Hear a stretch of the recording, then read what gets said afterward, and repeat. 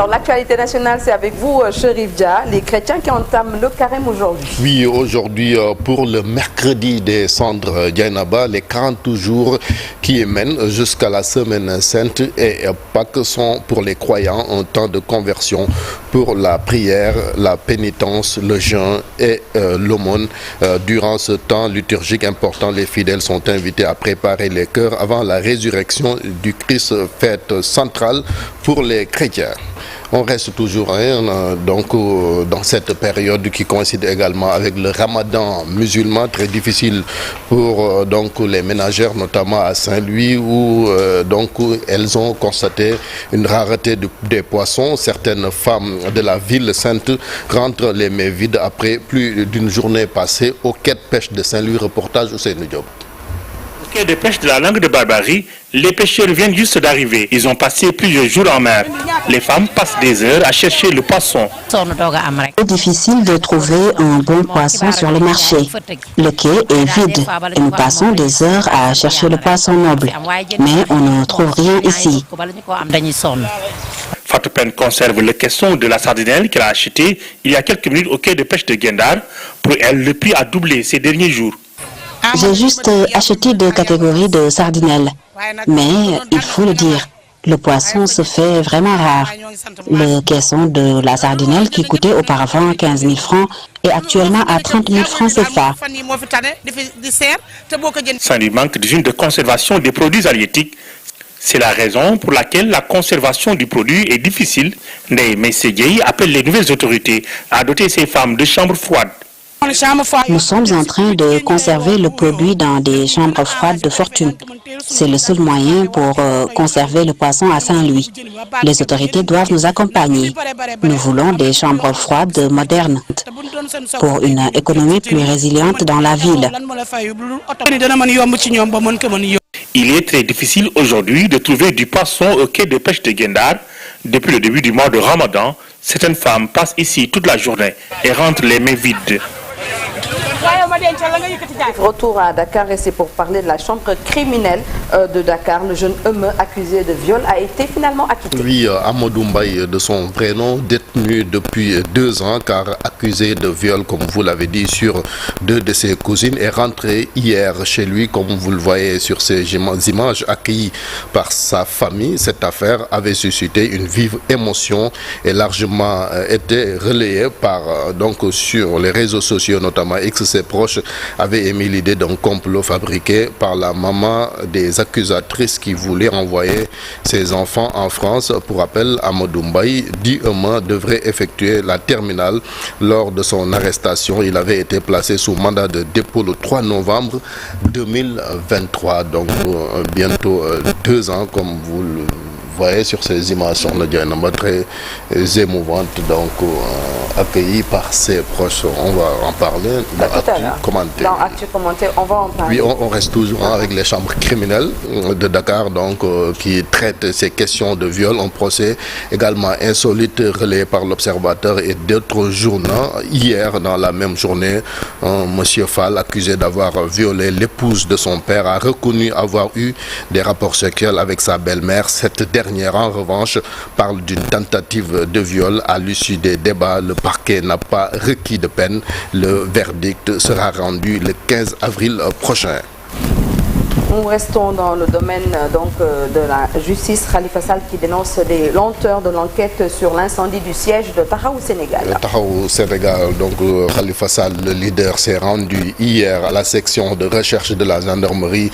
C'est pour s'enquérir de l'état d'avancement de la plainte qu'il avait déposée suite à l'incendie de son siège lors de la campagne électorale pour les élections législatives. Une situation qui a provoqué la colère du leader de Tahaou qui s'est exprimé sur les réseaux sociaux. 4 mois après l'incendie, dit-il, de notre siège, malgré l'existence de preuves, l'enquête reste au point mort. C'est pourquoi je me suis rendu aujourd'hui, c'est-à-dire hier, à la section de recherche pour m'enquérir de la situation et renouveler ma plainte. Khalifa Sall qui poursuit que pendant que certains dossiers judiciaires avancent à une vitesse fulgurante lorsqu'ils concernent concerne des opposants ou des activistes, le nôtre semble voué à l'oubli. C'est pourquoi donc il ajoute que cette inégalité devant la justice est inacceptable. J'entends des autorités en charge du dossier qu'elles interpellent les coupables et les sanctions et mesures soient prises.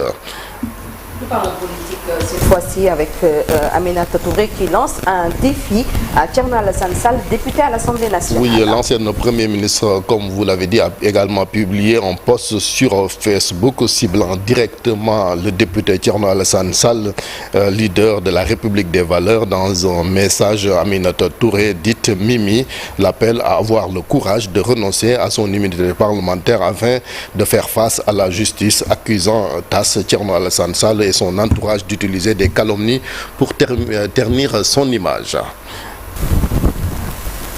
Cette fois-ci, nous parlons nawetan. Oui, sport.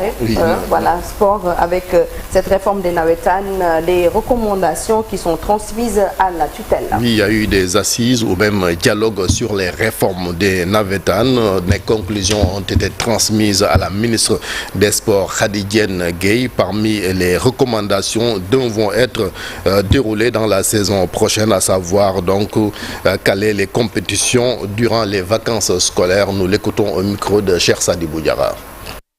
Il y a un comité de suivi qui sera mis en place pour la mise en place de ces réformes, et cela se fera de façon basée au fur et à mesure que nous évaluerons les différentes conclusions qui ont été arrêtées aujourd'hui. Et pour l'essentiel, les deux recommandations fortes qui ont été issues de ces assises, ces deux recommandations-là sont mises en œuvre dans les plus brefs délais. Cela consiste à circonscrire les activités de navetage durant la période des vacances scolaires.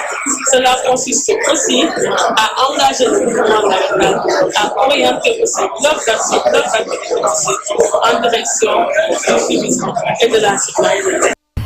En sport toujours, Dianaba, pour terminer avec la suite des huitièmes de finale de la Champions League européenne, donc phase aller. Aujourd'hui avec ce choc Paris Saint-Germain, Liverpool, le Barça également qui reçoit Benfica, l'Inter de Milan, Feyenoord de Rotterdam, les deux Bayern également en Allemagne, Bayern de Munich et Bayern Leverkusen. On retient également la victoire du Real Madrid hier face donc à son rival l'Atlético Madrid, 2-1. Merci beaucoup. Félicitations à Malik et au merengue. Oui, c'était un match très difficile. Parce que jouer l'Atlético de Madrid, c'est pas facile. Parce que c'est une équipe qui a une organisation défensive bien huilée et qui opte pour justement le bloc bas. Et qui également ne laisse pas d'espace, ce qui a causé d'énormes problèmes à Vinicius, mais également à Mbappé qui a besoin d'espace pour s'exprimer. Mbappé quand même, ils ont été muselés, mais bon, presque 10 derrière, parce que quand on laisse l'initiative du jeu à l'adversaire, l'organisation défensive devient le premier élément tactique, et là l'entraîneur de l'Atlético de Madrid, Diego Simeone, réussit bien son coup. Mais hier, heureusement que le Real s'en est bien sorti avec un 2-1. Le retour sera également très difficile. Félicitations à tous ceux qui ont regardé. Donc, ça veut dire beaucoup, hein? Nous, on est à tous ceux qui ont regardé le match.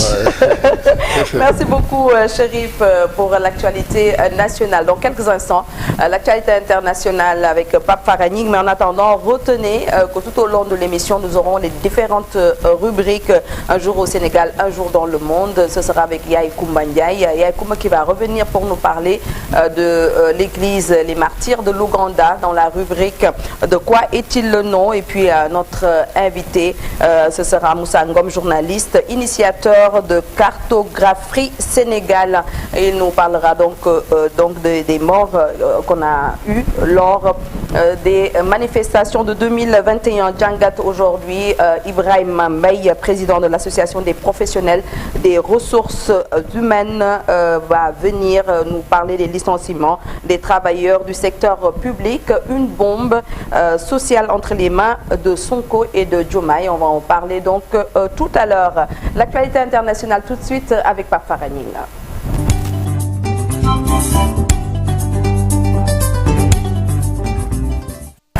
Pape Farah, l'actualité internationale que nous démarrons par les rebelles.